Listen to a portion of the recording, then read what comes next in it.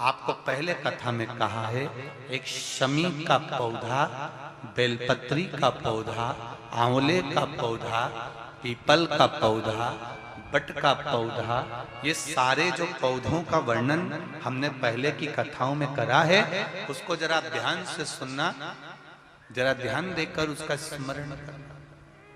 हमने पहले भी कहा इस चीज को कि बेलपत्री के पेड़ के नीचे या शमी के पेड़ के नीचे साधारणता नहीं है।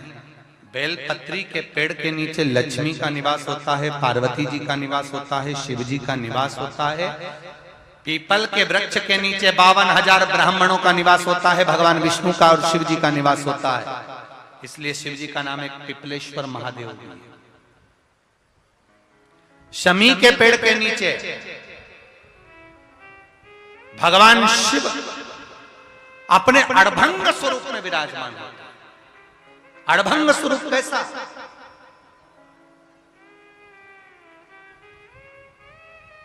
हम क्यों कहते हैं कि आप लोगों को भी पहले कहा, शमी का जो पत्ता होता है, देखा है कौन? शमी का जो पत्ता होता है, हम पहले भी कथा में कहा है, जो व्यक्ति मदिरा में डूबा रहता है, नशे में डूबा रहता है, जो व्यक्ति बहुत ज्यादा मात्रा में ये तंबाकू, गुटखा या पाउच आदि खाता रहता है और उसका गुटखा पाउच छूटने को ही तैयार नहीं होता, वो बेचारा प्रयास करता है, ऐसा नहीं है कि नहीं करता। आजकल के जमाने में तो कितनी बड़ी बड़ी बीमारी होने लगी, कैंसर जैसा रोग होने लगा, तो वो छोड़ना चाहता है, ऐसा नहीं कि नहीं छोड़ना चाहता। हर व्यक्ति चाहता है कि मैं व्यसन को छोड़ दूं, पर थोड़े दिन छूटता है, वापिस वो उस व्यसन में लग जाता है। तो हम पहले भी इस कथा को कहे, शमी के वृक्ष के नीचे शमी के मिट्टी का शिवलिंग बनाकर, शमी के वृक्ष के नीचे शमी की ही मिट्टी का शिवलिंग बनाकर उस पर जो बेलपत्र समर्पित करता है और शमी पत्र समर्पित करता है, वो बेलपत्री को उठाकर ले आता है, शमी पत्र के साथ में शिवलिंग की पूजन करी हुई शिवलिंग का विसर्जन कर देता है। उसी दिन उस बेलपत्र को, लाए हुए बेलपत्र को जो शमी पेड़ के नीचे पूजन कर कर बनाया गया है, उस बेलपत्र को जो नशा करने वाला व्यक्ति होता है, उसको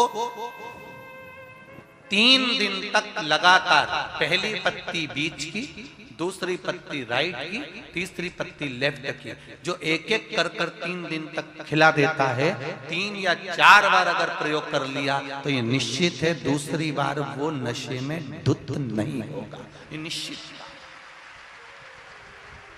शमी वृक्ष जो शंकर भगवान का अड़भंग स्वरूप जहां विराजमान,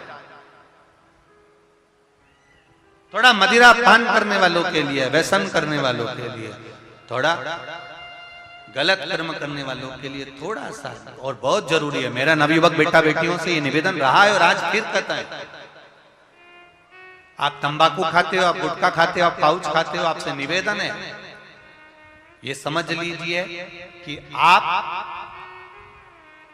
मौत की सीढ़ी पर अपना पांव रखना प्रारंभ कर दिए हो, और मौत की सीढ़ी पर पांव रखा, और कभी भी कोई बड़ी बीमारी आपको किसी भी समय पर घेर सकती है। एक बात बहुत ध्यान से उतारना, मेरे बेटा बेटियों से निवेदन, नवयुवक बच्चों से निवेदन, युवान बेटा बेटियों से निवेदन है, हम सुपारी खाते हैं या कोई सामान खाते हैं, बार बार हमारा गाल कटता जाता है, फिर ठीक होता है, फिर कटता है, फिर ठीक होता है, फिर कटता है, दांत में, जबड़े पर और गाल में झार झार सी पड़ने लगती है। धीरे धीरे धीरे धीरे 10 साल, 15 साल, 20 साल, 30 साल बाद वहां फिर घाव उत्पन्न होने लगता है। अच्छा, कई लोग कहते हैं कि पुराने लोग भी तो खाते थे, तो पुराने लोग ये तंबाकू या गुटखा नहीं खाते थे, पुराने लोग पान खाते थे, बीड़ा खाते थे।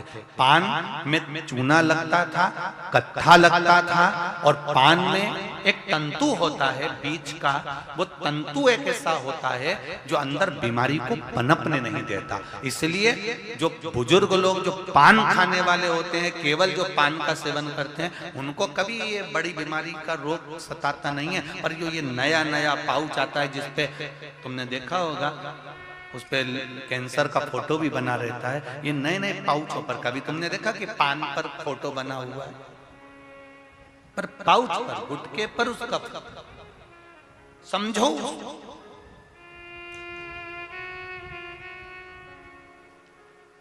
तो कौन से वृक्ष के नीचे पूजन करना है? जम के बोलिए जरा, जम के बोलो जरा। शमी वृक्ष के नीचे।